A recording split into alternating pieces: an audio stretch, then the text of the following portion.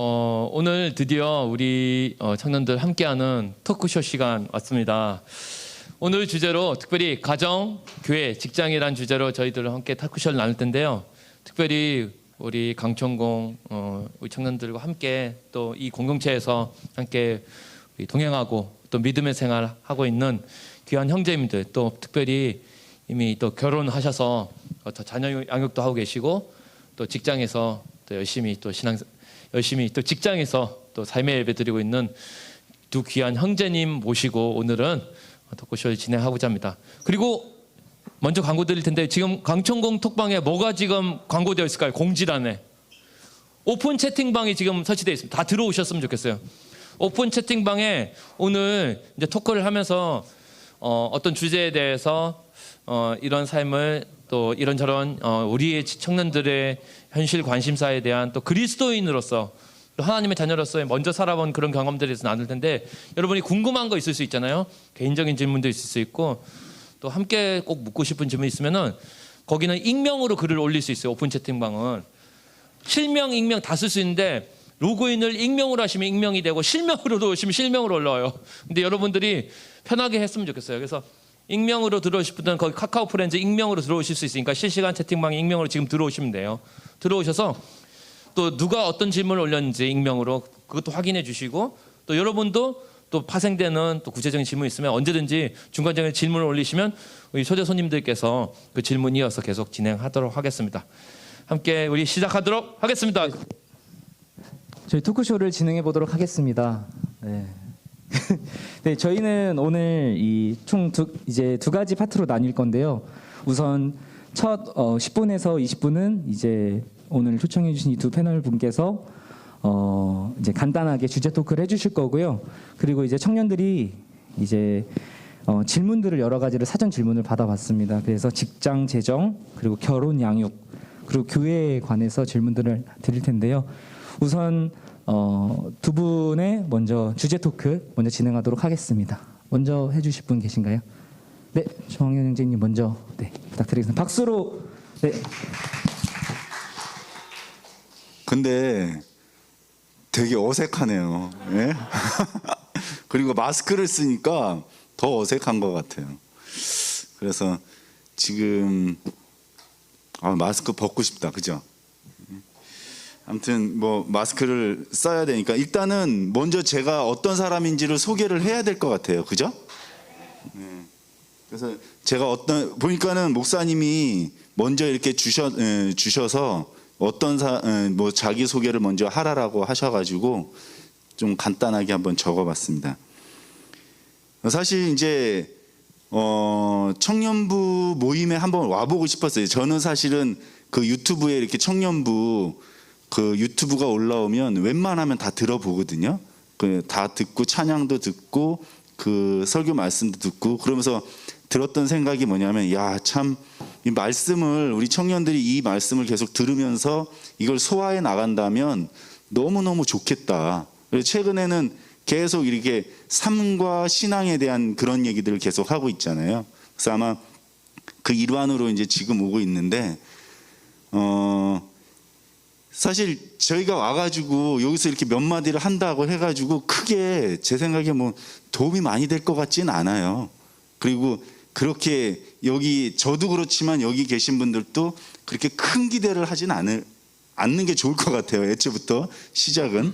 그런데 이제 제가 이렇게 와서 얘기하는 거는, 교회에서 믿음을 가진 신앙 선배가 저렇게 살고 있구나 라는 하나의 사례를 한번 좀, 이런 사례도 있고 저런 사례도 있고 이런 생각도 있고 저런 생각도 있구나 라고 하면서 한번 참고를 해보면 좋겠다 생각을 했고, 저는 사실은 오늘 이렇게 나누는 얘기 있잖아요. 이거보다도 이렇게 왔다라는 사실 자체가 저는 되게 좋은 의미인 것 같아요. 귀하다라는 생각이 들거든요. 왜냐하면 청년부하고 장년부하고 또 이렇게 좀 소통이 많지 않아가지고, 그래서 사실 오래전부터 한번 청년부 모임 시간에 어떤 형태로든 이렇게 좀 교제를 했으면 좋겠습니다라고 얘기를 했는데, 그런 것들이 잘 계속 코로나 때문에 미뤄지고 시간 잡았다가 미뤄지고 막 계속 좀 그랬었는데, 그래서 이렇게 한번 왔던 것 자체가 어떻게 보면 좀 의미가 있는 거 아닐까라고 생각이 들고요. 일단 저를 소개하면은 저는 86년도에 강서침례교회를 처음 출석하게 된 것 같아요. 그래서 고등학교 1학년 때 출석을 해서 그때는 이 건물이 아니었고 좀 옛날 건물이었는데 제 기억이 나요. 저쪽에서 이렇게 올라오다가 보면 저쪽에서 자매들이 보이면 너무 쑥스러워가지고 우리 이쪽 앞에서 이렇게 들어오면 되는데 그걸 그렇게 못 들어오고 저쪽으로 돌아가지고 들어오고 교회 그랬던 기억이 나거든요. 그래서 86년도부터 다니고 아마 기억이 나는 게 그때 제가 고1이었었는데 그때 고3이었던 경석이 형이 저기 성경 공부를 인도하면서 같이 성경 공부를 했는데 그때도 좀 진지했던 것 같아요. 지금도 그렇고 그러니까 그때나 지금이나 좀 재미가 없었던. 그래서 청년부를 같이 지냈었고 그 다음에 같이 청년부를 지냈던 최승희 자매님이 어느 날 보니까는 김경석 형하고 어느 날 결혼을 한다 그래가지고 굉장히 좀 놀랬던 그런 기억이 있고 그래서 같이 청년 시절을 좀 보냈었고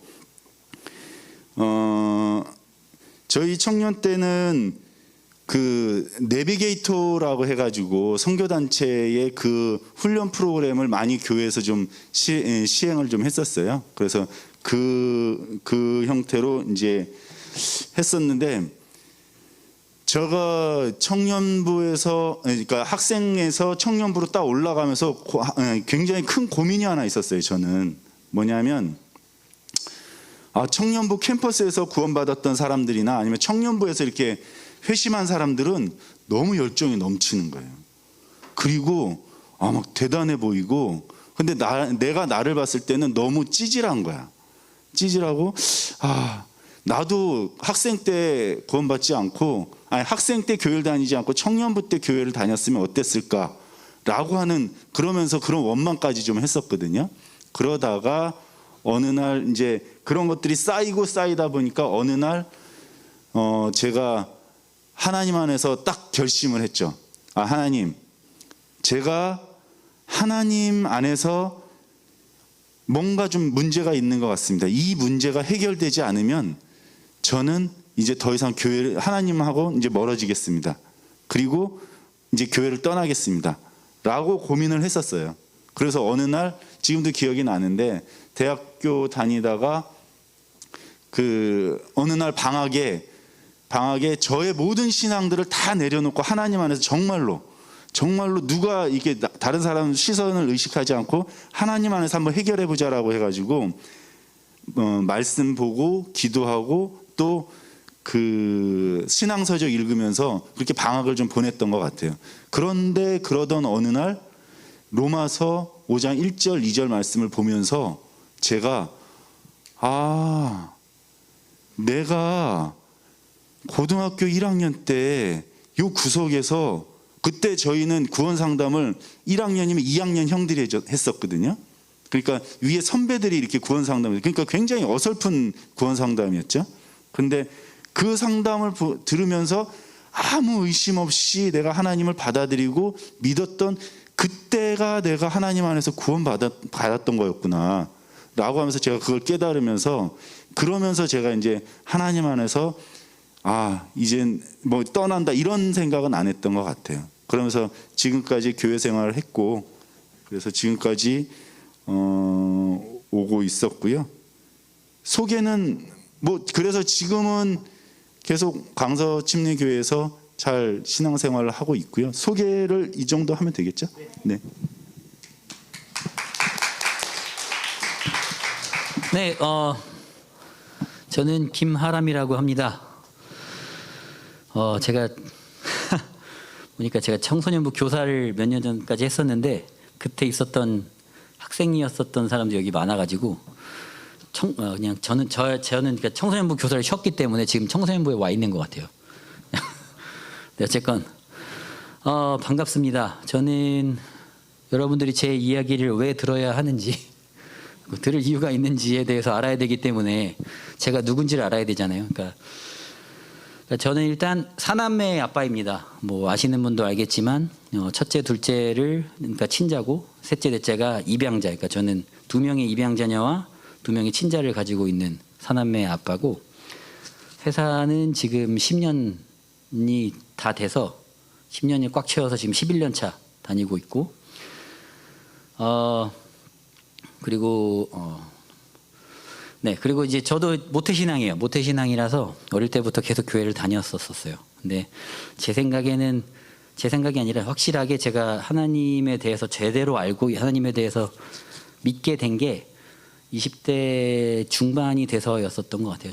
초반? 중반이었던 것 같아요. 뭐 몇 년도다 이런 게 정확하게 기억은 안 나는데 일단 이제 부모님을 떠나서 이제 그렇게 살면서 저는 20살에 아버지가 돌아가셨고 20살에 아버지가 돌아가셨는데 그러니까 대학교 1학년 마지막에 아버지가 이제 암투병을 제 고3 때 말부터 해가지고 1년 동안 암투병 하시다가 이제 그 대학교 1학년 마칠 때쯤 돼서 아버지가 딱 돌아가셨는데 그러고 나서 군대 갔다 와서 미국에 유학을 갔었어요. 근데 돈이 없는데 유학을 갔었어요.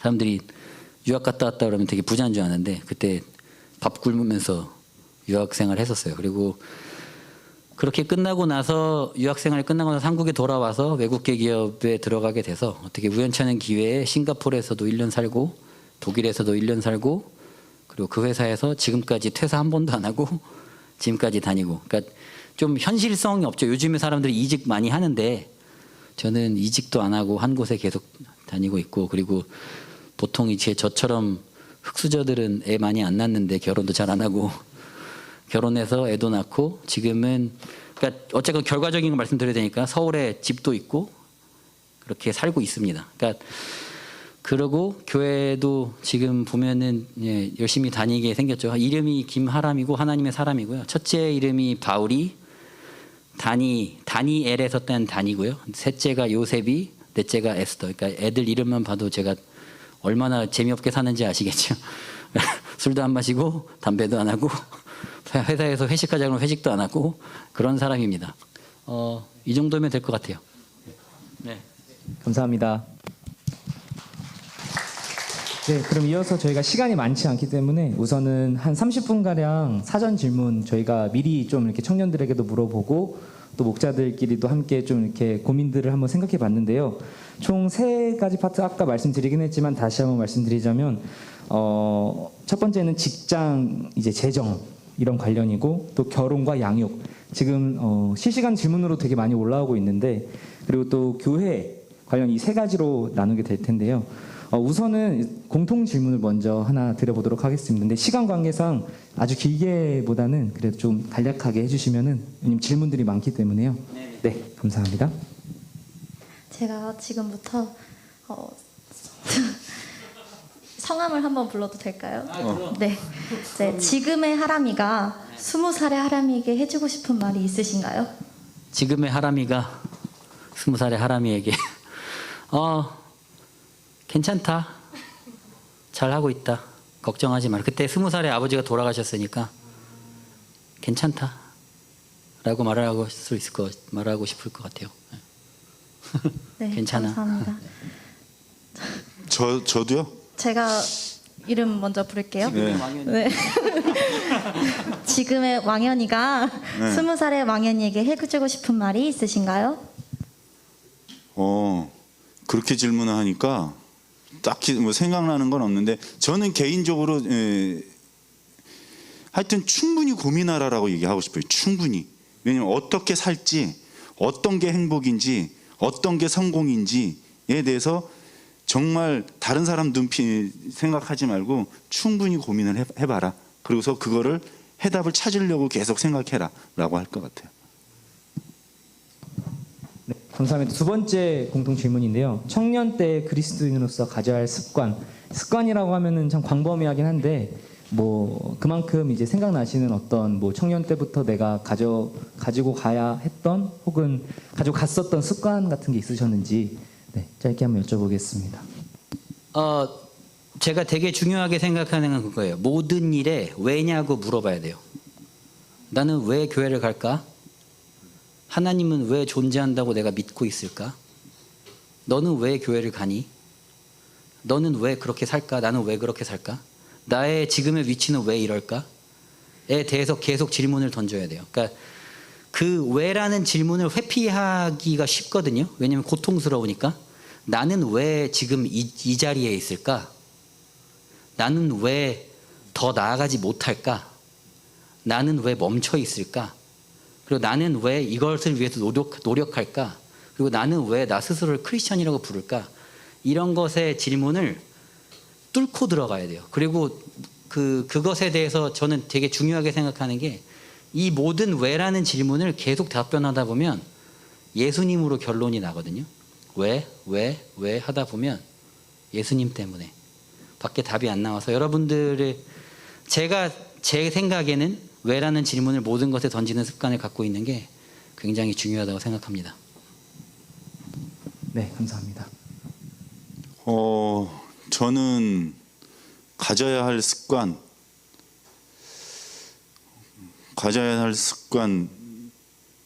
글쎄요, 딱히 지금 생각나진 않아서 패스할게요. 네, 알겠습니다. 네, 그럼 다음은 이제 저희 직장 관련된 질문으로 넘어갈 텐데요. 저희가 직장 생활을 할 때 신앙생활과 건강하게 병행하는 방법에 대해서 많은 청년들이 궁금해하고 있는데요. 직장 생활을 할 때 어떻게 하면은 건강하게 병행을 하셨는지 한 분씩 말씀해 주시면 좋을 것 같습니다. 네, 제가 여기에 온 이유가 여러분들한테 사실 듣기 좋은 소리 하려고 온 건 아니에요. 그렇죠? 그러니까 여러분들한테 도움이 되는 이야기를 하려고 온 거잖아요. 그렇죠? 그러니까 말을 하다 보면 상처가 되는 말이 있을 수도 있고 기분이 나쁜 말들이 있을 수 있어요. 근데 그때 여러분들이 기분이 나쁘다고 생각됐을 때 생각해 봐야 될 건 그래서 저 사람이 말하는 게 틀려? 아니면 옳아? 이거는 좀 생각했으면 좋겠어요. 제가 말하는 게 기분이 나쁠 때 틀린지 옳은지를 생각해 주셨으면 좋겠어요. 네, 그렇습니다. 진짜 친구들은 제가 여러분들 정말 생각한다면 쓴소리도 할 수 있어야 된다고 생각하고 그리고 제가 이 자리에 다시 올 게 아니기 때문에 만약에 부르면 다시 올게요. 근데 오늘 만난 다음에 이제 또 안 보고 싶을 수 있으니까 네. 어쨌건 여러분들이 언제든지 저한테 와서 상담을 요청하든 얘기를 하고 싶다 그러면 우리 집에 밥 먹고 싶다 그러면 언제든지 환영입니다. 그걸 막는다는 게 아니라 제가 싫어질 수 있으니까. 제가 이 질문이 직장 생활 병행하는 방법에 대해서 답변하기 전에 제가 이 질문을 다 봤는데 여러분들의 질문들이 굉장히 내가 무엇을 해야 합니까? 무엇을 안 해야 합니까?에 굉장히 많이 초점이 맞춰져 있어요. 근데 그게 그렇게 중요하지 않거든요. 내가 직장 생활을 하면서 어떻게 해야 합니까? 그리고 무엇을 안 해야 합니까? 이게 중요한 게 아니라 내가 누구입니까? 이게 더 중요해요. 그러니까 여러분들은 여러분들이 누구라고 생각하는지가 더 중요해요. 저는 제가 크리스천이고 하나님을 사랑하고 하나님의 아들이라고 생각하거든요. 우리 그리스도인은 우리 정체성에서 비롯돼서 살아가야 되고 정체성을 위해서 살아가는 사람들이 아니에요. 내가 이렇게 하기 때문에 크리스천이 아니에요. 내가 이걸 안 하기 때문에 크리스천이 아니에요. 내가 크리스천이기 때문에 무엇인가를 하는 거예요. 내가 회사에 갔는데 내가 크리스천이기 때문에 이러한 행동들이 나오는 거예요. 바꿔서 생각하지 않았으면 좋겠어요. 내가 크리스천이니까 뭘 해야 될까? 가 아니라 나는 크리스천이니까 이런 행동들이 되어가는 거예요. 그래서 직장에서 신앙생활을 잘 병행하기 위해서 무엇을 해야 되는가? 이 질문 사실 세상에는 잘못된 질문은 없습니다. 제가 잘 답변을 해야겠죠. 우리가 직장 생활과 신앙생활을 구분하는 것 자체가 잘못됐어요. 직장 생활이 신앙생활이 아니라고 생각하는 것부터 잘못됐어요. 우리가 하는 모든 것이 신앙생활입니다. 내가 직장 생활하는 것도 예배여야 돼요. 내가 회사에 나가는 이유도 예수님 때문이어야 해요. 내가 돈을 버는 목적도 예수님 때문이어야 해요. 그럼 내가 회사에서 만나는 사람들마다 대하는 것도 달라져요. 내가 윗사람을 만났을 때 아, 저 사람 꼰대네가 아니라 내가 전도할 사람으로 봐야 돼요. 내가 이끌고 가야 될 사람으로 봐야 돼요. 굉장히 성격이 안 좋은 팀장님들이 있어요. 갑질하는 사람들이 있어요. 그 사람들을 볼 때 우리 그리스도인이 해야 될 거는 어떻게 하면 전도할까? 내가 알고 있는 하나님을 아는 이 지식에 대한 기쁨이 어떻게 하면 전달이 될까에 대해서 고민하면 인간관계가 정말 많이 풀려요. 윗사람을 대할 때 저 사람이 내 리더니까 난 끌려가겠다가 아니라 내가 리더여야 해요. 그래서 직장 생활을 가지면서 소명을 찾는 방법, 직장 생활과 신앙생활을 구분하지 않는다. 이게 첫 번째가 될 것 같아요. 네, 너무 좋은 답변 감사합니다. 조항현 목사님 혹시 해주실 말씀 있으신가요? 그러니까 저도 뭐 하람 형제랑 좀 비슷한데 하람 형제한테 저도 영향을 받은 것 같아요. 우리 같은 목장이거든요. 그래서 같은 목장이어가지고 이렇게 매주 목장 모임하면서 내가 이렇게 교화가 된 것 같아요. 근데 사실은 저는 저 질문 딱 들었을 때 일단 조금 질문이 난 좀 이해가 안 되더라고. 왜냐하면 신앙생활과 직장생활을 건강하게 병행하는 방법. 그러니까 이 말 자체가 방금 얘기한 것처럼 분리하고 있다라는 거거든요. 그리고 우리가 지금 요즘에 레위기 큐티하고 있잖아요. 계속 예배만 드릴 수는 없잖아요. 화목제를 맨날 드릴 수도 없고. 그렇다고 우리가 또 여기 와서 청년 예배를 지금 이 청년 예배가 예를 들어 찬양도 좋고 이거 끝나는 요 시간도 좋고 끝나고 나서 목장 모임하는 시간이 너무 좋아. 그런데 일주일 내내 이것만 할 수는 없거든요. 그러니까 하나님이 그걸 바라지도 않으시고, 즉 뭐냐면 병행하는 방법이 아니라 당연히 그렇게 해야 되는 거예요. 당연히. 그러니까 우리가 예배만 드릴 수 없고 당연히 그렇게 해야 되는 거고, 다만 우리가 이거를 좀 더 잘할 수 있는 방법, 병행은 당연히 해야 되는 거고 좀 더 잘할 수 있는 방법이 뭐겠느냐, 균형을 잡는 게 뭐겠느냐라고 질문했으면 내가 조금 이해가 될 수 있을 것 같은데, 병행하는 방법 이거는 우린 당연히 그렇게 해야 된다.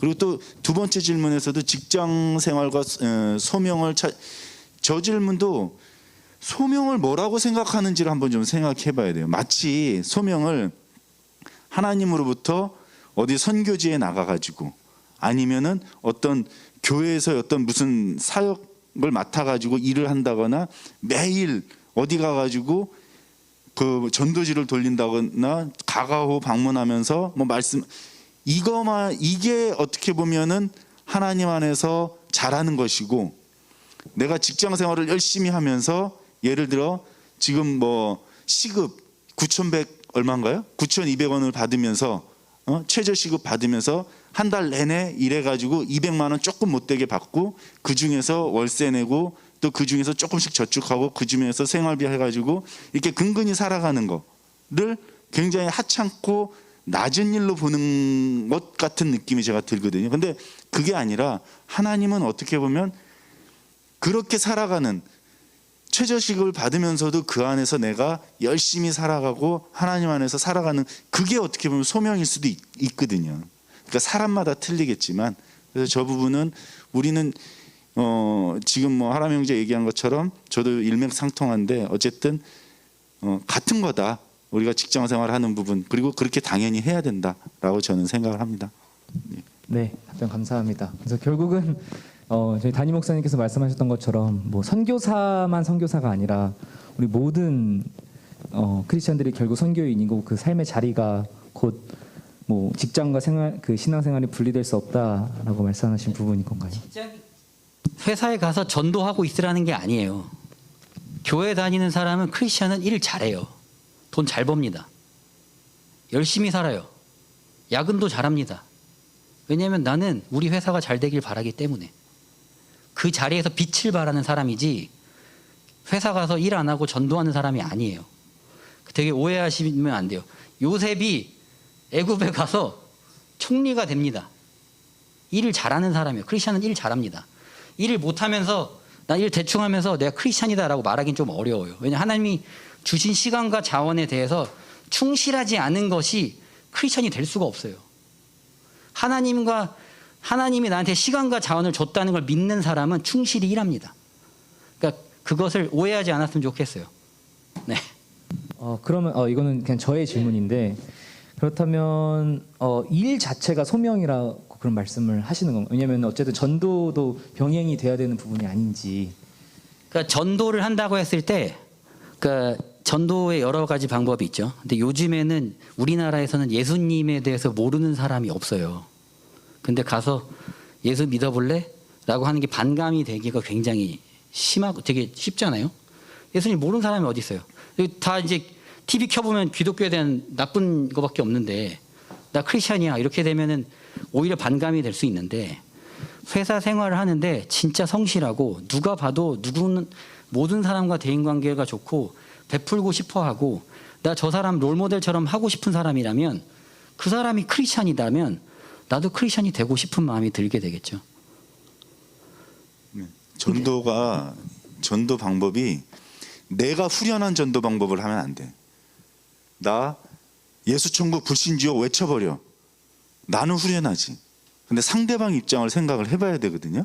상대방 입장을. 근데 그게 이제 예를 들면 어쩌다 한 번 아니면 평생 한 번 만날 사람한테는 그게 통할 수도 있고 그 큰 문제가 아닐 수 있는데, 늘상 만나야 되는 사람한테는 굉장히 위험해요. 그래서 그럴 때는 전도 방법이 조금 더 틀려져야 돼요. 확실히 틀려져야 돼요. 왜냐하면 우리 그래서 가까이 만나는 사람들 전도하기가 되게 어렵잖아요. 왜냐하면 내 진짜 모습을 많이 보여줘야 되니까. 그래서 그거는 정말 고민을 많이 해야 되고, 뭐 저 역시도 저도 예전에 보면은 전철을 타거나 고속버스를 타면 무조건 옆 사람한테 전도지를 주고 그 사람한테 얘기하고 항상 그렇게 해야 된다라고 생각을, 우리 청년 때 그렇게 많이 했었거든요. 그렇게 했었는데 지금은 그때랑은 좀 틀리다. 예. 그래서 특히 직장에서는 좀 방법이 많이 바뀌어야 된다. 예. 네, 감사합니다. 그러면 저희 다음 질문으로 넘어가겠습니다. 다음은 이제 재정에 관련한 질문인데요. 질문은 총 두 가지인데 이게 두 가지 다 말씀 안 하셔도 되고 말씀하시고 싶으신 거 하시면 되는데, 재정 관리는 크리스천으로서 재정 관리를 어떻게 해야 하는지, 아니면 말씀 가운데서도 어떤 재물과 겸하여 두 주인은 겸하여 섬길 수 없다, 뭐 이런 말들 때문에 아마 나온 것 같은데, 그리고 또 이제 가장 요새 청년들에게도 핫한 주식 관련 문제, 부동산 관련 문제, 이런 부분에 있어서 어떤 청년들은 주식을 하지 않는 게 옳다, 또 어떤 청년들은 잘하면 할 수 있다. 근데 이거를 반대하는 청년들의 입장은 이제 혹시나, 그리고 내 마음의 중심과 본질이 결국은 돈을 어쨌든 따라가게 되어질 것 같고, 또 더 극단적인 부분은 이제 뭔가 일하지 않은 돈을 뭔가 그 취득한다, 또는 누군가가 이 주식에 대하여서 혹은 어떤 이런 코인이나 이런 부분에 있어서 누군가는 잃기 때문에 얻는다, 뭐 이런 말도 되게 많더라고요. 그래서 이런 부분에 있어서 네, 전체적으로 혹시 한번 생각들을 여쭤보고 싶습니다. 예. 먼저 얘기하세요. 굉장히 좋은 질문이에요. 근데 이 질문 중에서 저는 19금 질문들이 없는 게 참 아쉽긴 한데 되게 좋아하는데 저 주식합니다. 그리고 우리 아이들한테도 주식을 사줘요. 그리고 특히 이제 초등학생이 된 아이한테는 계속해서 한 달에 얼마씩 계속 주식을 넣어주고, 그러니까 주식 지금 바울이가 2학년이니까 주식이 꽤 많이 들어가 있겠죠. 아까도 얘기했지만 주식을 해야 되냐 안 해야 되냐는 문제가 아니에요. 주식이 옳아 틀려 이거는 문제가 아니에요. 주식을 왜 합니까? 주식을 하는 당신은 누구입니까가 더 중요해요. 주식을 하는 당신은 그리스도인입니까? 아니면 돈에 미친 사람입니까? 이게 더 중요해요. 제가 주식하는 이유는, 그리고 돈을 벌려고 하는 이유는 굉장히 간단합니다. 저는 굉장히 부자가 될 거예요. 부자가 되고 싶어요. 돈을 많이 갖고 있을 거예요. 그 이유는 단 하나예요. 크리스찬이 돈 많이 갖고 있어야 돼요. 돈을 잘 쓸 사람이 돈을 많이 갖고 있어야 돼요. 선교사분들 나가시는데 그분들이 꽁으로 나가지 않아요. 돈이 있어야 됩니다. 교회를 세우는데 돈이 꽁으로 세워지지 않아요. 돈이 있어야 됩니다. 돈이라는 게 목적이 되지 않아요. 수단이 되는데, 그것에 대해서 돈을 벌 수 있는 달란트가 있는 사람들이 크리스찬이라면 돈을 많이 벌어서 크리스찬이 사용할 수 있도록 해야 돼요. 근데 내가 그러니까 학업에 학교에서 내가 에너지를 쓰고 학교에서 공부를 하는 거에서 뭔가 수학을 배우고 이런 것들이 별로 필요는 없을 수 있겠는데 아이들이 주식을 하면서 내가 돈을 버는데 재능이 있는지는 알아낼 수 있어요. 그러니까 이런 것들이 결국에는 아까 말한 것처럼 처음부터 말한 것처럼 주식을 하려는 당신이 크리스찬인지 그냥 돈을 벌고 싶어서 미친 사람인지 이거를 판단해야 돼요. 계속 크리스찬이냐? 내가 이걸 왜 투자를 할까?에 대해서 계속 끊임없이 물어보셔야 됩니다. 그래서 그래서 저는 주식을 해서 100원도 없이 다 잃어도 저는 크리스찬이 될 거예요. 제가 우리 아이들이 우리 가족들을 다 잃고 직장을 잃고 길거리에 나앉아도 저는 크리스찬일 거예요. 우리 교회에서 쫓겨난다고 해도 저는 계속 크리스찬일 거예요.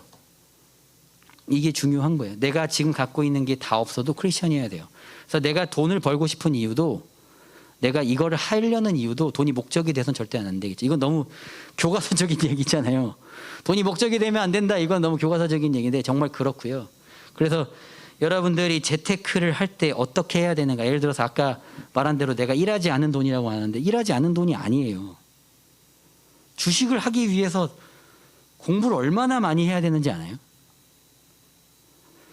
저는 주식에 공부 많이 하는데 그 이유가 내가 아는 거, 확실하게 아는 거 있죠. 내가 하고 있는 반도체 분야, 전기자동차 분야, 이건 내가 너무 잘 알고 있으니까 이 회사가 잘 되겠다. 그러면은 사고 그냥 두겠죠. 근데 그게 아니다. 왜냐면 제가 그럼 전기자동차, 반도체 공부를 얼마나 많이 하고 있겠어요. 제 직업인데. 이게 그냥 쉽게 벌어지는 게 아니고요. 일하는 거예요. 그리고 이제 현명한 거죠. 우리가 어쨌건 살아가는 데 있어서 5달란트 갖고 있는 사람이 10달란트로 만든 것처럼 그리고 그 사람이 칭찬받은 것처럼 우리는 갖고 있는 자원과 시간에 충실해야 하고요. 내 자원이 남았다면 투자하는 게 전혀 문제가 된다고 생각하지 않아요. 네. 뭐 다 비슷한 의견인데요. 여기 다들 주식이나 코인 같은 거 하시나요? 요즘에 딱 물어보면 뭐 청년들 얼굴 일요일 날 얼굴 표정만 보면은 전에 코인이 어떻게 됐는지 뭐 시세를 알 수 있다 그러던데. 저는 이제 개인적으로 재정 관리라고 했을 때 아까 처음에 말했던 직장 생활과 신앙 생활을 병행할 수 있나요?랑도 전 같은 말이라고 봐요. 왜냐하면 재정 관리를 해야 되나요? 라고 하는 거는 당연히 해야 되는 거예요. 당연히. 왜냐하면 우리가 예배만 드리면서 살 수는 없잖아요. 아까도 얘기. 그리고 또 하나님이 우리한테 건강하게 내 건강한 육체와 이성을 주셨거든요. 하나님이 올바로 생각할 수 있는 이성을 주셨고 또 상식이라는 걸 주셨잖아요. 근데 우리가 자칫 이렇게 크리스찬이라고 하면서 굉장히 신령한 크리스찬처럼 아니면은 존경받는 크리스찬처럼 하는 사람들의 신앙이 어떨 때 보면은 무대포 신앙 있잖아요. 그 앞뒤 가리지 않고 나는 하나님께 모든 걸 맡길 거야. 하나님이 날 책임져 주실 거야. 그러면서 그냥 막 나가는 거. 그거를 마치 굉장히 믿음 좋은 것처럼 여기는데 물론 그럴 때도 있지만 진짜 중요한 거는 하나님이 우리한테 합리적인 이성을 주셨거든. 상식을 생각할 수 있는. 그러면 그 이성, 하나님이 나한테 주신 그 이성을 가지고 합리적으로 판단을 해야 될 필요도 있거든요. 근데 내가 봐서는 대부분 합리적으로 판단해야 될 경우가 훨씬 많아요, 사실은. 믿음을 정말 이거는 말이 안 되지만 내가 믿음을 구사해야 될 때보다도 합리적으로 생각해야 될 때가 훨씬 더 많거든요. 근데 마치 무대포 신앙을 어떻게 보면 굉장히 좋은 신앙이다라고 생각을 하는데 마찬가지로 재정 관리도 하나님이 우리한테 기회를 주시고 시간을 주시고 그 다음에 우리한테 물질을 허락해 주셨으면 그거를 내가 최대한 잘 활용을 해서 그거를 불릴 수 있다라고 하면 그거를 또 이렇게 뭐 활용할 수 있다라고 하면 당연히 해야 된다라고 보고요. 다만 이제 이런 걸 것 같아요. 그렇게 하다 보면 여기에 자꾸 집중하고 빠지고 그러니까. 근데 그렇게 빠진다고 해서 안 할 건 아니라는 거지.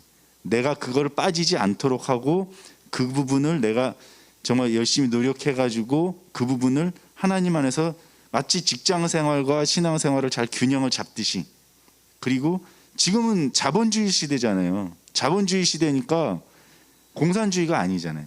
자본주의 시대니까 내가 그 자본을 빨리 만들고 그 자본이 자본을 낳을 수 있도록 해야지 맞다라고 보거든요. 왜냐하면 저도 사실은 제가 이렇게 얘기하지만 저도 안 했었거든. 왜냐하면 크리스찬은 그런 거 하면 안 된다, 돈을 좋아하면 안 된다라고 생각해서 안 했어요. 일절 안 하다가 어느 날 제가 유튜브에서 어떤 거를 들었는데 아, 내가 지금 생각을 잘못했구나라고 해서 제가 2019년도에 2019년도 그 초반에 베트남에서 일을 하다가 그 생각이 좀 바뀌었어요. 그러면서 저도 이제 생각이 많이 바뀌어가지고 아, 이게 청빈도 있지만 청부도 있겠구나. 우리는 계속 청빈한 삶을 살라고 하지만 어떻게 보면 청부가 어떻게 보면 훨씬 또 하나님이 바라시는 거잖아요. 그래서 저도 2019년도부터는 그러니까는 어떤 내가 할 수 있는 한도를 정해가지고 그렇게 하게 됐고 2019년도 12월 30일 날 우리 아들 셋을 데리고 가서 KB증권에서 계좌를 다 텄습니다. 그래서 저도 매번 조금씩 넣어서 아이들이 그런 것들을 조금씩 배울 수 있도록 하고 있고 저도 그런 부분을 계속 좀 생각을 하고 있고요. 근데 아무튼 빠지면은 안 될 것 같아요. 근데 그 빠지지 않도록 균형을 잡는 거는 힘들지만 해야 된다라고 생각합니다. 추가로 이렇게 돈이 있어야 된다라고 하는 것도 돈에 사로잡혀 있는 건데요. 돈이 없어야 된다라고 말하는 것도 돈에 사로잡혀 있는 거예요. 결국 주체가 돈이 되는 거거든요. 그러니까 거기서 자유하면 되는 거예요. 내가 갖고 있는 자원에 대해서 하나님이 주신 자원이라고 인정하고 이것을 어떻게 효율적으로 사용할 것인가에 대한 고민이 필요하겠죠. 네, 하나님 안에서 재정 관리를 지혜롭게 하라고 하시는 것 같은데요. 그래서 주식이랑 이런 걸 추천하시지만 단타는 하지 말라고 하시는 것 같습니다. 자, 여기서 단타 하시는 분들은 잘 생각해 보시길 바랍니다. 그리고 단타. 저희 다음 맞나요? 도박하면 안 됩니다. 네. 저희 다음 질문은요. 저희가 결혼에 대해서 질문을 드릴 건데요. 청년 때랑 이제 결혼을 한 후에 신앙생활에 차이점이 많이 생기잖아요. 그 부분들이 어떤 점들이 많이 차이가 생기는지 저희는 좀 궁금해서요. 그 부분에 대해서는 조항현 집사님이 먼저 답변 부탁드립니다. 나는 여기 이렇게 얹어가려고 그랬더니 네. 네. 결혼 네, 틀려진 거예요? 청년부하고 네, 차이가 난 거? 많이 차이 나요. 완전히 차이 나. 진짜. 청년 때는 나만 좋으면 돼. 나만. 그리고 내가 누구 집에 가서 놀든 아니면 누구 집에 가서 늦게까지 하든 그리고 내가 좋은 대로 하면 되거든. 근데 결혼을 하게 되면 일단 둘이잖아요. 그러면은 대소사가 나한테 관련된 대소사, 예를 들면 뭐 어머님 아버님 쪽 친가 외가 쪽이 있는데 두 배가 늘어난 거잖아요. 처가 쪽에 또 친가 외가가 있으니까 그 대소사가 늘고 결혼하기 전에는 안 가도 됐던 게 결혼하고 나면 이제 찾아가야 되는 경우가 되게 많아요. 그 대소사가 되게 많고 그 다음에 그러니까 훨씬 더 청년 때보다는 이 느낌이 많이 틀려져서 그리고 거기서 이제 애 한 명 생기잖아요. 그러면 이제 진짜 그때부터 이제 쉽지 않습니다. 근데 굉장히 행복해요. 제가 이렇게 얘기하지만 사실은 굉장히 저는 제 인생에서 여기 아마 다들 결혼에 뭐 지난주 지지난주 계속 결혼에 대해서 우리 이성교제와 결혼에 대해서 목사님 설교하셨잖아요. 저 그거 들었는데 너무 좋은 말씀이더라고. 와, 청년 때 정말 그 얘기 아마 계속 이렇게 들으면서 잘 이렇게 메모하면서 들으면 정말 도움이 많이 될 거라고 생각하고 근데 어쨌든 많이 틀려졌다. 그리고 진짜 청년 때의 어떤 신앙의 모습하고 결혼해서의 신앙의 모습은 이제는 진짜 자기 맨 모습 정말 맨바닥 진짜 신앙이 드러날 때가 아마 결혼하고 나서 형제들도 그렇지만 자매들도 특히 그런 것 같아요. 그래서 아마 많이 차이가 난다. 저는 그렇게 생각합니다. 어떤 점이 그렇게 많이 차이가 나나요? 하람 형제 얘기 듣고 얘기해 줄게요. 네, 그 저를 가까이에서 보신 분들은 아실 수도 있는데 저는 이렇게 그 관계를 엄청나게 깊게 잘 안 해요. 되게 얕게 하고, 그리고 저는 개인적으로 막 결혼식이라고 해서 다 가지 않고요. 그러니까 회사에서 결혼식이 있다고 해서 가지 않고 제 친한 사람한테만 가고, 양가 부모님한테도 엄청 잘하지 않습니다. 저는 그런 지론이 있어요. 효자와 좋은 남편은 동시에 될 수 없다. 둘 중에 하나 포기해야 돼요. 내가 효자이면서 좋은 남편이 될 수 없어요. 그리고 장인 장모님은 내 가족이 아니다. 그리고 우리 어머니도 우리 아내의 가족이 아니다. 그냥 내가 정말 사랑하는 사람의 부모님이니까 내가 잘해줄 뿐. 그래서 사실 저는 많이 다르지 않아요. 전 되게 단순하게 살고 중요한 게 뭔지에 대해서 그냥 우선순위 정해놓고 그대로 살아서, 그러니까 제가 그렇게 사니까 주변 사람들이 좀 피곤하죠. 기대하는 것들이 있고, 장인어른 같은 경우에는 사위하고 밖에서 밥 한 번 먹고 싶은데 이게 소원인데 한 번도 먹질 않아요, 밖에서. 왜냐면 저는 제가 밖에 나가서 밥을 먹는 순간 우리 아내는 집에서 애 넷을 혼자 봐야 되니까 그럴 수 없습니다. 그래서 항상 그래요. 그러니까 그건 이제 사람마다 다를 거고, 그러니까 다 저 같지 않을 거고, 뭐 전부 다 다르게 살 건데 저 같은 사람을 본 적도 없고 사실. 그러니까 저는 그렇게 좋은 샘플은 아닌 것 같고요. 여러분들이 어떻게 변화할 거인지를 여러분들이 결정하실 것 같아요. 내가 결혼하면 이렇게 되지 않을까 지레 겁먹는 게 아니라 난 결혼하면 이렇게 할 거야 라고 정하셨으면 좋겠어요. 나는 결혼했을 때 신앙생활을 이렇게 할 거야, 이거의 주체가 되셨으면 좋겠어요. 수동적으로 끌려가지 않고 능동적으로 우리 아내한테는 내가 이렇게 할 거야, 내가 양가 부모님한테는 이렇게 할 거야, 애 낳으면 이렇게 할 거야, 이걸 정해놓고 달라지는 것을 선배들이 이렇게 하니까 힘들어 보이더라 이게 아니라 난 이렇게 할 거야 라고 해서 능동적으로 움직이셨으면 좋겠습니다. 네. 지금 하람 형제 얘기 들어보니까 이렇게 살았어야지 안 피곤한데 나는 다 챙기려고 하니까 아마 좀 피곤하지 않았나 싶은데, 어쨌든 그건 사람마다 생각이 틀린 거니까. 그런데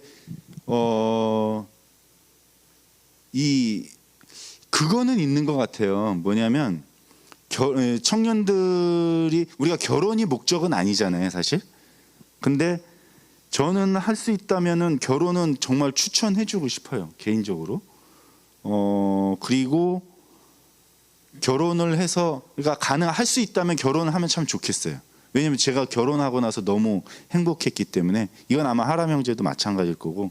그리고 또 결혼하고 나서 가능하면 자녀를 좀 더 많이 낳았으면 좋겠어요. 아들 셋도 좋아요. 아들 셋. 저주 아니고 아들 셋도 좋아요. 제가 키워보니까. 그런데 결혼에 대해서 이제 좋다라는 얘기는 하지만 중요한 거는 결혼에 대해서 내가 공부는 좀 해야 돼. 공부. 그러니까 뭐냐면 우리가 사실 살아가다 보면 그 수학, 영어, 물리, 사회, 과학, 뭐 지리 이런 공부도 공부지만 그거보다 더 중요한 공부들이 많이 있잖아요, 사실. 그럼 그 중요한 공부 중에 뭐가 있냐면 결혼에 대한 것도 있을 수 있고, 자녀 양육에 대한 것도 있을 수 있고, 내가 인생을 어떻게 살아야 되는지에 대한 부분도 있을 텐데, 근데 결혼은 굉장히 중요한 부분이라고 생각하거든요. 진짜 중요해요. 왜냐하면 인생에 있어서 정말 저도 청년부 시절을 보냈지만 이런 경우 많아요. 청년 때 날구겨, 그냥 막 난리야. 뭐 엄청 뭐 교회에서 뭐 목자도 하고 뭐 강의, 뭐 워크숍도 인도하고, 교회 섬김 있으면 막 가고, 엄청 열심히 잘해. 그리고 정말 영적으로 훌륭해. 근데 결혼하고 났더니 한 2, 3년 안에 뭐 이 신앙의 어떤 신앙이 많이, 나중에는 결국은 굉장히 이게 막 교회도 겨우 다니는. 그러니까 결혼을 좀 잘 준비를 할 필요는 있다. 그러면 내가 왜 결혼을 하려고 하는 것이며 결혼해서는 어떻게 살고 싶고 그 다음에 아내와는 어떤 관계를 맺고 싶고 뭐 이런 것들 있잖아요. 그런 것들을 그러니까 목사님이 설교해 주신 것도 필요하지만 내 스스로도 한번 생각을 해볼 필요는 있어. 진짜 쭉 한번. 근데 저는 하나의 팁을 드리자면 제 배우자를 선택할 때 이렇게 하면 좋을 것 같아요. 내가 생각하는 모든 원하는 것들을 쫙 적는 거예요. 처음부터 끝까지 쫙 적어요. 뭐 생머리였으면 좋겠다. 피아노를 치는 사람이면 좋겠다. 직장 생활을 했으면 좋겠다. 그 다음에 체중은 몇이었으면 좋겠다. 키는 몇이었으면 좋겠다. 이거 제가 다 적었던 겁니다. 나이 차이는 몇이었으면 좋겠다. 그 다음에 뭐 이런 거 쫙 적어요. 그런 다음에 그거를 딱 2개로 나누는 거예요. 2개로 나눠서 필수 조건과 선택 조건 2개로 나눠요. 근데 우리가 많은 경우 보면 선택 조건에 때문에 이거는 저는 개인적으로는 피아노 치는 자매였으면 참 좋겠다는 생각을 많이 했거든요. 근데 그게 어떻게 보면 그거는 필수 조건은 아니잖아요. 선택 조건이잖아요. 근데 그게 좌지우지 돼서는 안 되는데 의외로 감정적이기 때문에 이 선택 조건이 나중에 결혼을 결정하는 데 있어서 배우자를 선택하는 데 있어서 크게 중요하지 않은 선택 조건이 배우자를 선택할 때 결정적인 게 돼버릴 수도 있거든요. 그러니까 그거를 미연에 방지하기 위해서는 내 나름대로 조건들을 한번 쫙 적으면서 나름대로 한번 정리를 해보고 하는 것들은 좀 필요하다. 배우자를 선택할 때. 그러니까 이건 자매든 형제든 마찬가지예요. 어쨌든 결혼은 한번 좀 미리 준비하고 공부를 좀 했으면 좋겠다. 예. 네, 감사합니다.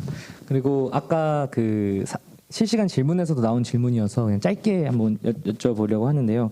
뭐 어차피 두 사람이고 같이 살다 보면 뭐 작은 일이든 큰 일이든 갈등이 생기고 또 이게 아무리 크리스천이더라도 싸우게 될 텐데 그런 거 어떻게 좀 대처하시는지 혹은 어떤 방법으로 좀 올바른 싸움을 하시는지. 이건 제가 전문이에요. 잘 싸워야 됩니다. 잘 싸워야 돼요. 싸워서 이기라는 말이 아니라 좋은 싸움을 하라는 거예요. 나쁜 싸움을 해서 이기라는 게 아니라 좋은 싸움을 해야 돼요. 우리는. 그게 어떻게 할 수 있냐. 제가 이 비유를 굉장히 많이 듣는데 예를 들어서 제가 뭐 국을 끓여서 식탁으로 들고 가다가 실수로 넘어져서 엎었어요. 그러니까 와이프가 당신은 이렇게 덜렁덜렁 덤벙덤벙 거리냐.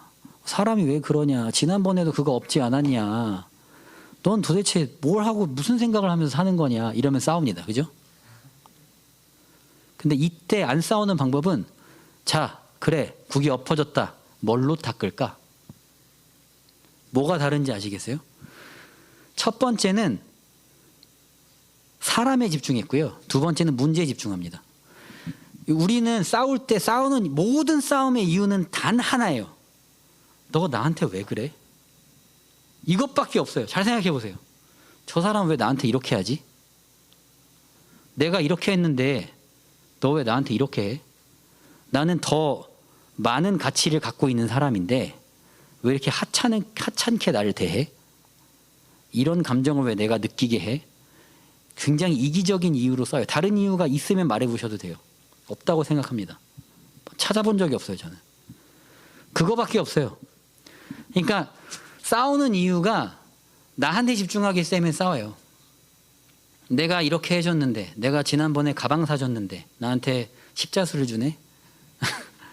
내가 지난번에 되게 비싼 그 막 엄청 비싼 초콜릿을 사줬는데 수제 초콜릿을 주네. 막 이런 거 있잖아요.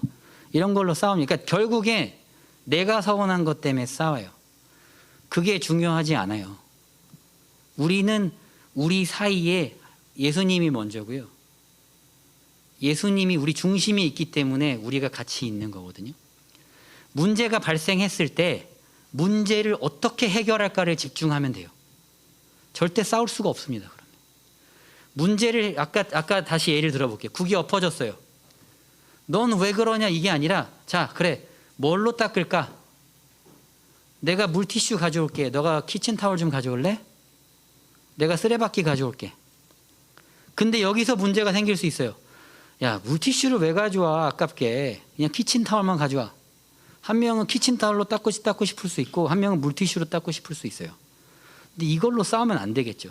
본질은 뭐예요? 어떻게 하면 바닥에 있는 국을 닦을까에 집중하시면 절대 싸울 일이 없어요. 아, 그래, 물티슈로 닦든 키친타월로 닦든 닦으면 되는 거 아니냐. 이렇게 되면 됩니다. 여러분들이 여자친구와 남자친구와 싸웠었던 이유를 잘 생각해 보세요. 얘는 왜 나한테 이렇게 할까? 너는 왜 나한테 그렇게 하니? 난 이렇게 했는데, 이렇게까지 했는데, 내가 이렇게까지 먼 곳을 찾아왔는데 이렇게까지밖에 대우를 못 해주니? 내가 너한테 이렇게 많은 시간을 할애했는데 너는 나한테 이 정도밖에 사랑을 안 주니? 이것 때문에 싸우셨잖아요. 다른 이유가 있으시면 손 들고 말씀해 주셔도 되고 여기 댓글 남겨주셔도 돼요. 하나도 없잖아요, 나머지 이유가. 그러니까 나에 대해서 집중하지 마시고 우리 관계에 있을 때 하나님에 대해서 집중하게 되면 싸울 일도 없고, 그리고 문제가 생겼을 때 문제를 어떻게 해결을 집중하면 싸울 일이 없습니다. 네. 네, 시간상 네.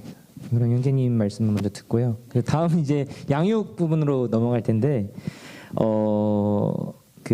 우선은 같은 질문은 자녀 신앙 교육은 어떻게 하시고 계시는지, 또 어떻게 하셨는지, 또 그 안에 있는 이제 소질문으로는 이제 사랑의 매라는 말이 있잖아요. 그래서 근데 현재 지금 세상 학교에서는 일체 어떠한 폭력도 어떠한 이제 체벌도 가하면 안 된다. 설령 그게 부모일지언정 옆집에서 신고를 해도 이제 신고가 들어갈 수 있는 상황으로 바뀌었는데, 근데 이제 뭐 성경에서도 그러한 구절이 비슷한 구절도 있고, 어떻게 보면 아이들을 훈육하기 위해서는 뭐 체벌이 필요하다고 생각하는 청년들도 있는데, 이러한 부분에 있어서 신앙 교육과 이 체벌에 대해서 어떻게 생각하시는지 종학영 형제님 먼저 한번 여쭤보겠습니다. 근데 제가 봐서는 아직 결혼도 안 했는데 자녀 양육에 대해서 관심을 갖는 거는 제가 봐선 너무 이른 것 같아. 제 생각은. 그래서 이거는 굳이 지금 얘기를 해도 뭐 크게 도움 될 것 같지도 않고, 저는 뭐 다른 부분에서 차라리 시간을 할애하는 게 더 나을 것 같아요. 요거는 패스하겠습니다. 동의합니다. 네, 그럼 바로 패스하겠습니다. 그럼 다음 질문은 바로 교회로 넘어갈 텐데요. 사역에 대해서를 저희가 사역이라고 표현하는 것도 또 거부감을 느끼시는 분들도 있지만 저희가 일단은 사역이라고 표현을 하겠습니다. 사역은 어떤 사람이 해야 된다고 생각하시는지가 궁금한데요. 은혜로 해야 되는지, 아니면 은사로 해야 되는지, 아니면 준비된 자가 해야 되는지, 아니면 준비하고 싶은 자가 해야 되는지, 아니면 잘하는 자가 해야 되는지, 이런 부분에 대해서 어떻게 생각하시는지가 궁금합니다. 이것도 아까랑 동일하는 것 같아요. 해야 되냐 안 해야 되냐, 누가 해야 되냐는 그렇게 중요하지 않아요. 왜 합니까? 가 되게 중요해요. 그 봉사를 하려는 당신은 누구입니까? 가 되게 중요합니다. 내가 준비가 된 사람 없어요. 아무도 없어요. 저라고 준비돼서 올라가겠어요? 저라고 준비돼서 사남매를 키우고 있겠어요? 전 아직도, 제가 지금 나이가 39이지만 여러분들 웃을 수 있겠지만 저는 아직도 제 멘탈은 18살이라고 생각합니다. 그런데 사남매 키우고 있어요. 비웃는데 진짜예요. 저는 아직도 고등학교 때 스타크래프트 하면서 놀던 때가 기억나고요. 그때가 되게 그때가 그립다기보다 그때 같은 마음으로 사는 것 같아요. 되게 단순하게 사는 것 같고. 여기 질문이 들어왔는데, 그럼 네. 청소년부 교사로 다시 돌아오실 거냐고. 돌아갈 겁니다. 언제가 중요한 거지 돌아갈 거예요. 예, 예.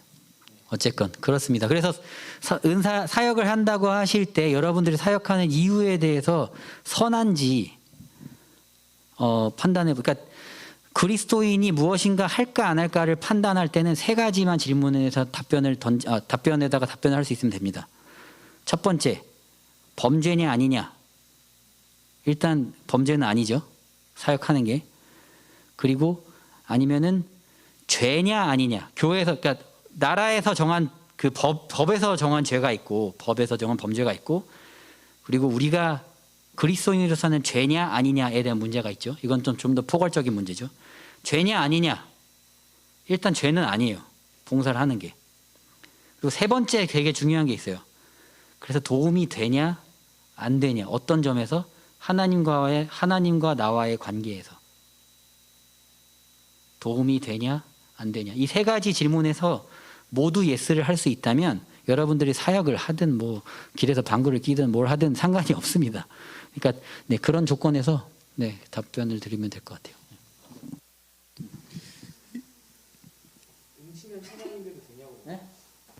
음치면 찬양인도 해도 되냐고 보네요. 근데 음치가 찬양인들을 왜 하고 싶어요?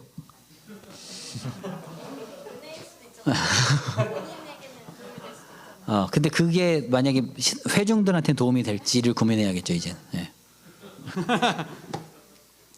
그냥 이거 얘기를 들으면서 드는 생각인데, 일단 저는 개인적으로 여기 청년들도 그렇고 저 스스로도 그러려고 하는데, 어떤 사역이라는 거에 대한 강박은 좀 버렸으면 좋겠다.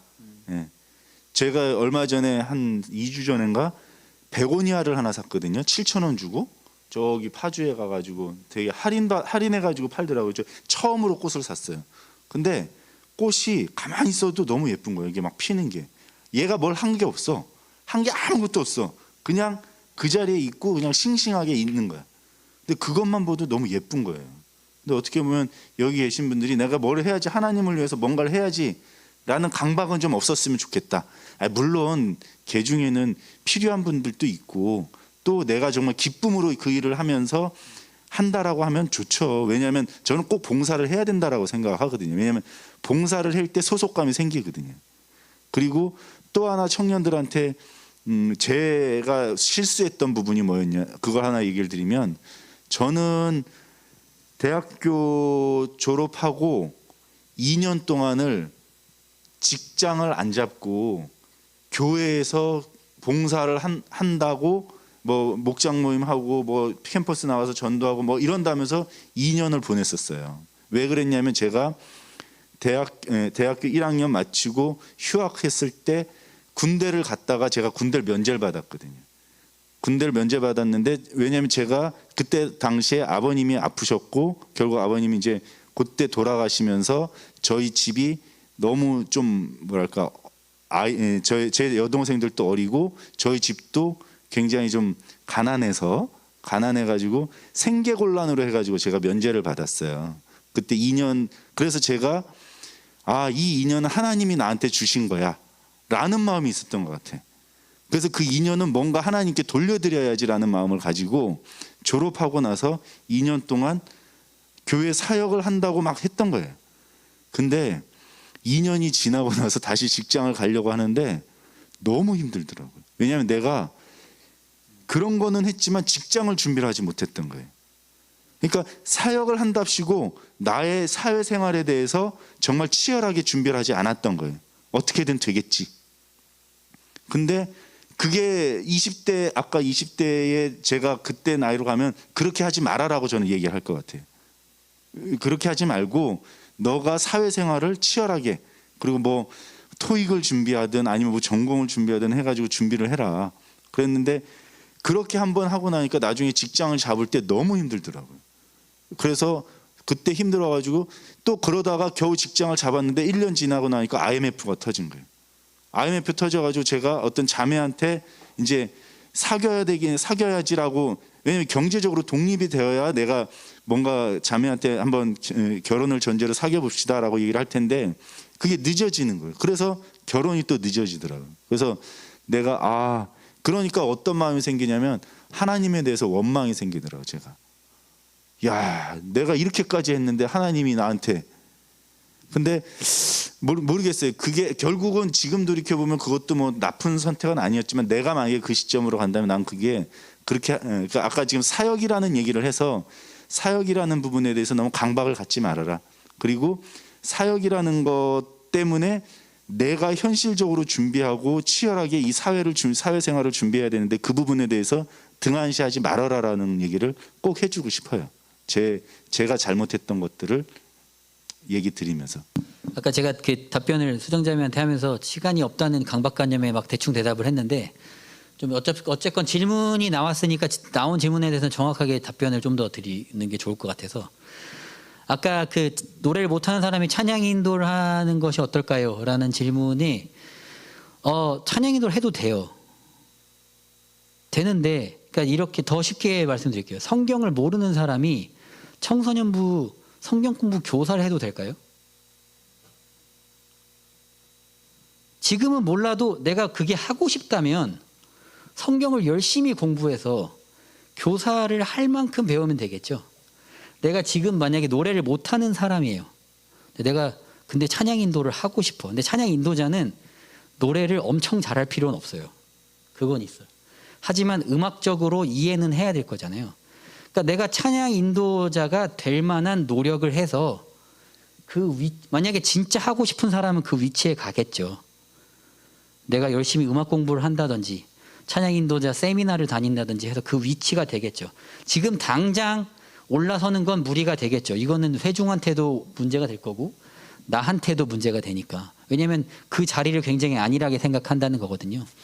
그러니까 우리가 앞에 섰을 때, 교회에서 앞에 섰을 때 우리가 생각해야 되는 건 뭐냐면 거짓 선지자는 울며 이를감이 있을 거라, 이를 갈 거라고 했어요. 우리가 교회에서 봉사를 하면서 앞에 섰을 때 잘못 말하면 우린 거짓 선지자가 되고 우리는 버려집니다. 목숨 걸고 하는 게 봉사예요. 그렇기 때문에 찬양 인도자가 된다고 했을 때 쉽게 생각하면 안 되고 성경 공부를 가르치는 사람이 됐을 때 가볍게 보면 안 되겠죠. 네. 그래서 아까 그런 의미로 노래 못하는 사람이 바로 설기는 어렵다라는 의미로 답변 드렸었어요. 어쨌건 네. 그래서 모두 자원하는 심령으로 네, 주님이 주신 마음으로 네, 함께 공동체에 속하여서 네, 함께 보냈으면 좋겠습니다. 네, 그러면 이제 질문은 이 정도로 드리고요. 그리고 이제 계속해서 올라왔던 이제 실시간 질문들이 있었는데 뭐 앞에 한번 띄워주셔도 좋고요. 또 각자 이제 핸드폰으로 보시면서 저희가 원래 30분까지 진행하려고 그랬는데요. 한 10분에서 15분 정도만 더 연장을 해서 이제 이 지금 나온 질문들이 물론 이제 아까 사전 질문에 나왔던 것들이 중복되는 부분들은 이제 과감히 패스해 주시고 이제 보시면서 각자 이 질문은 내가 대답해 주고 싶다라는 질문들이 있으시다면 한 2가지에서 3가지 정도 좀 이렇게 말씀해 주시면 감사하겠습니다. 영어로 쓴 거 보니까 보아지가 했는데 너무 보아지잖아. 그러니까 이거 뭐 어떻게 하면은 나의 삶과 그리고 내 영적인 삶을 우선순위를 정해서 영적인 삶을 우선순위로 할 수 있냐 이런 의미입니다. 선미 누나 자기 이름으로 들어왔네요. 네. 익명으로 들어와도 되는데 어쨌건 네, 여러분 여러분들이 생각했을 때 제일 중요한 게 뭔가요? 첫 번째 제일 중요한 거 아무거나 말해보세요. 지금 아니 시간을 할애하는 데 있어서 하루에 시간을 할애하는 데서 뭐 내가 지금 가장 가치를 두는 것에 대해서 첫 번째 뭐 예를 들어서 큐티 아니면 뭐 묵상 예배 뭐 어떤 걸까요? 묵상이나 큐티는 똑같은 거구나. 뭐 기도 어떤 게 있을까요? 가장 내가 우선순위로 하는 거. 예를 들어서 큐티라고 할게요. 그리고 2번째 기도 중요한 기도 맞나요? 3번째가 뭐가 있을까요? 밥 먹는 거? 4번째는? 자는 거. 5번째는? 가족? 시간 보내고 친구? 네? 뭐 가족이든 친구든 같이 수다 떠는 거? 같이 관계 맺는 거? 6번째는 뭐가 있을까요 그러면?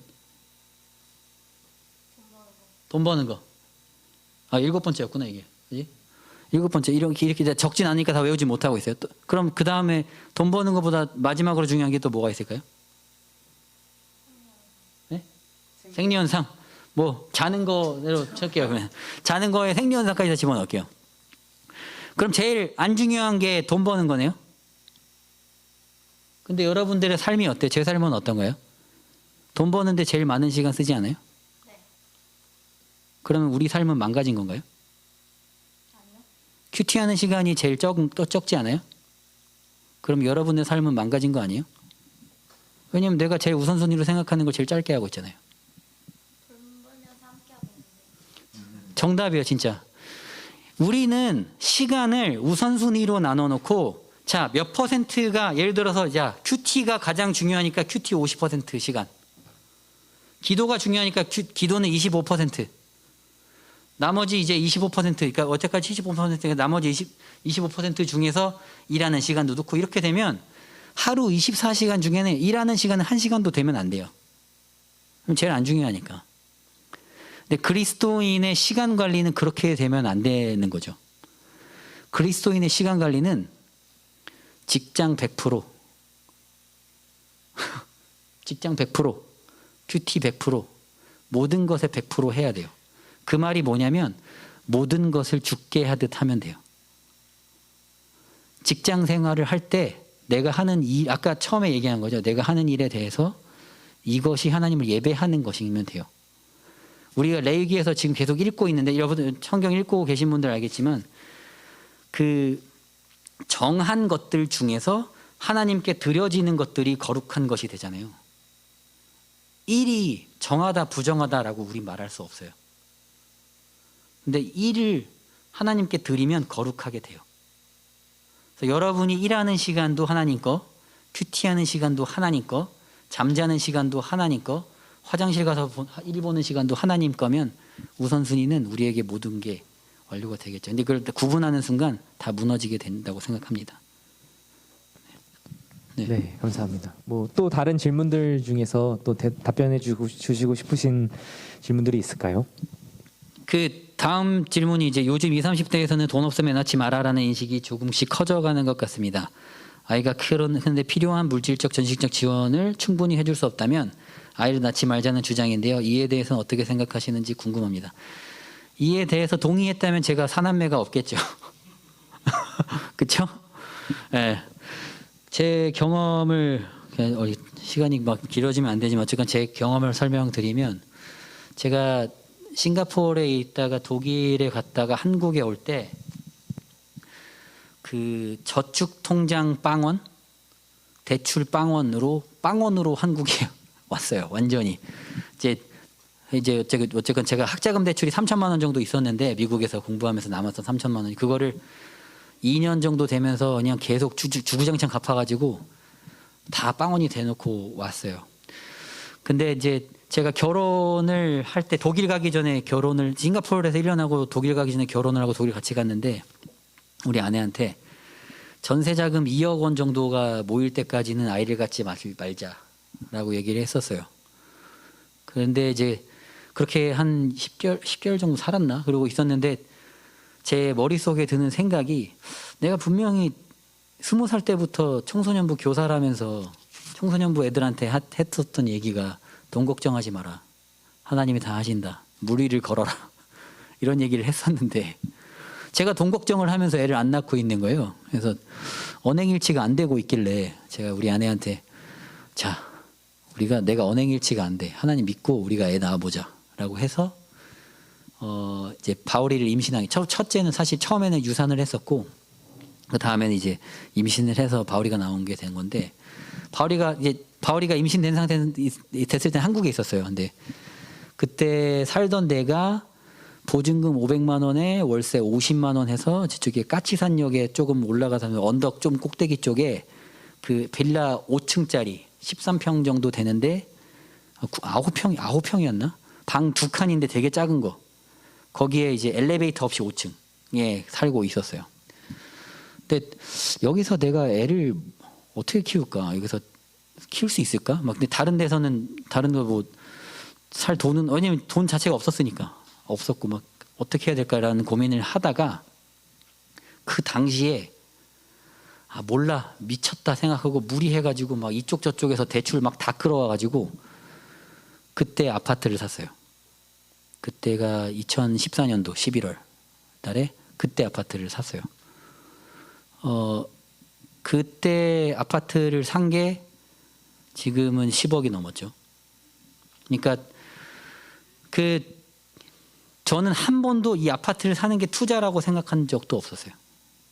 전 그냥 애가 생겼고 애를 어떻게 키울 수 있을까에 대해서만 고민했어요. 그리고 하나님이 분명히 나를 끌고 가주시겠죠. 왜냐하면 제가 유학생 때 아까 설명 다 못했지만 일주일에 2끼 먹으면서 공부했어요. 하루에 2시간, 3시간 자고 많이 자야 4시간 잤어요. 그렇게 공부를 했었는데 진짜 그때는 피골이 지금은 제가 85kg 정도 되는데 그때 58kg였거든요. 그러니까 되게 굉장히 말랐었었는데 어쨌건 그때 하나님께서 채워지는 걸 경험했기 때문에 우리 아들이 생겼지만 내가 날 어떻게든 채워주시지 않을까? 근데 채워주시지 않더라도 난 상관없다라는 생각이었어요. 그래서 지금 그렇게 하다 보니까 사남매가 있고 요즘에는 또 강아지도 키워볼까라고 고민도 하고 네, 어쨌건 하고 있으니까 그 구더기 무서워서 장 못 담그는 거 아니에요. 그러니까 우리는 구더기를 두려워하지 않고 장 담그는 사람들이고 물에 빠질까 해서 물을 걷지 않는 사람들은 아니에요. 우리 물에 출렁출렁 거려도 예수님이 있네? 그럼 나 물리 걸어도 되겠네 하고 걷는 사람들이거든요. 물에 빠지더라도 예수님의 뜻이겠지 하고 가는 사람들입니다. 그러니까 너무 걱정 안 하셨으면 좋겠어요. 네. 네, 감사합니다. 그러면 조항인 집사님 혹시 한두 가지 정도 답변해 주실 게 있을까요? 뭐 질문이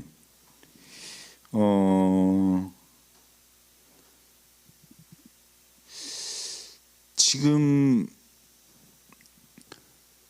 여기 이제 아마 다 상황들이 틀릴 거예요. 어떤 사람은 뭐 직장을 다니는 사람, 또 직장을 구직을 하는 사람, 또 어떤 사람은 직장을 다니고 있는데 굉장히 힘든 사람, 아니면은 또 저처럼 뭐 저도 아까 얘기했지만 구직하는 동안에 굉장히 힘들었었거든요. 힘들었고 그리고 뭐 힘든 기간이 그것뿐만 아니지. 뭐 또 어떤 교회에서 지내다 보니까 우리 청년부가 예전에 또 중간에 이렇게 뭐 목사님이 청빙 때문에 청년부가 이렇게 되게 좀 어려운 상황이 있었거든요. 그래서 청년부가 또 일부 교회를 나가는 경우도 있었고 그러면서 나는 어떻게 해야 되나 뭐 이런.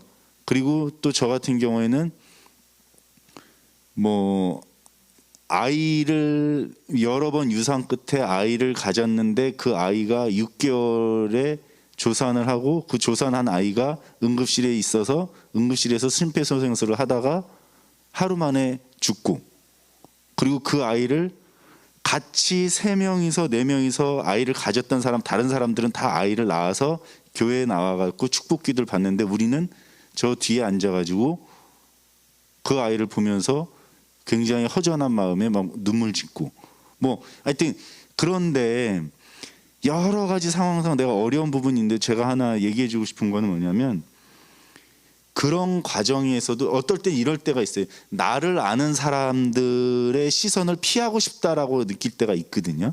왜냐하면 내가 초라해지거나 내가 어려울 때 그럴 때 그러지 말라고 얘기를 해주고 싶어요.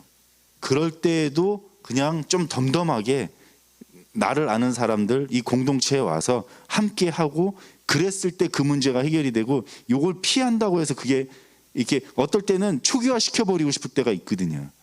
근데 그러지 말라. 공동체 안에서 함께 해라. 함께 하면서 그 안에서 뭔가를 해결했으면 좋겠다라는 얘기를 좀 해주고 싶고 또 반대적인 얘기로는 지금 이렇게 청년들 모여가지고 목장 모임하고 뭐 같이 식사하고 시간들 보내고 그러면은 청년 모임이 너무 좋잖아요. 그리고 청년 때는 너무 즐겁고 그런데 이 즐거움이 영원히 지속될 거라고는 생각하지 말아라. 왜? 저도 사실 청년 때 그런 생각을 했었거든요. 너무 좋으니까 이게 평생 갈 것 같은데 그러지 않을 가능성이 높아요. 그러니까 공동체를 소중히 여기지만 공동체에 너무 종속이 되지 말으라는 얘기를 저는 해주고 싶어요. 그래서 공동체를 고집하지 마라. 하나님이 내 마음에 내 상황을 선하게 인도하시면 내가 하란으로 갈 수도 있는 거예요. 하란에서 또 다른 곳으로 갈 수도 있기 때문에 그런 것들 그리고 우리 공동체에서 누가 이제 그렇게 됐을 경우에 또 그렇게 잘 될 수 있도록 축복해주고 그래서 그런 마음들 넌 배신이야 우리를 배신하고 가 뭐 이런 마음보다는 그렇게 됐을 때 좀 마음을 조금 더 하나님 안에서 좀 여유 있게 좀 했으면 좋겠다라는 생각이 좀 듭니다. 예, 이상입니다. 네, 그러게요. 그래서 네, 시간이 이제 다 돼서요. 네, 이 정도로 맞춰야 될 것 같은데 그래도 긴 시간 동안 또 저에게 또 유익하고 또 참 많은 생각을 하게 할 수 있는 시간이었던 것 같습니다. 네, 그러면 오늘 토크쇼는 이쯤에서 마치고 다음에 또 기회가 된다면 제가 다시 한번 또 초청하고 또 여러 가지 다음에 19금 질문까지 해서 네, 19금 질문 좀 많이 이렇게 제가 좋아하니까 네 찾아뵙도록 하겠습니다. 다음에 안 부를 거잖아요. 오늘 보니까 별로 재미 없었던 것 같은데. 네, 그럼 다 네, 박수로 네, 감사의 인사 올려드리겠습니다. 감사합니다.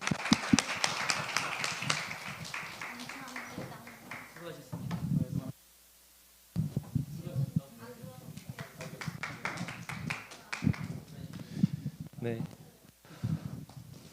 네. 오늘 이 같이 공동체 생활 우리 형제님들 초대 좋은 이제 그리스도인의 어떤 삶의 방향에 대해서 또 좋은 샘플들을 봤는데요. 오늘 말씀들 어땠나요, 여러분? 들으시면서 이분들이 말씀을 통해서 너희는 이렇게 살아라 이렇게 보기보다는 이러이러한 삶을 내가 살아봤더니 이런 좋은 점이 있었다라는 좋은 샘플 그리고 있다면은 여러분 삶에서 또 구체적으로 어떻게 적용해 나가야 될지 아까 말한 것처럼 치열하게 고민해보는 조항현 형제님의 버전으로 말하면 치열하게 고민하는 말씀을 어떻게 살아낼 건가.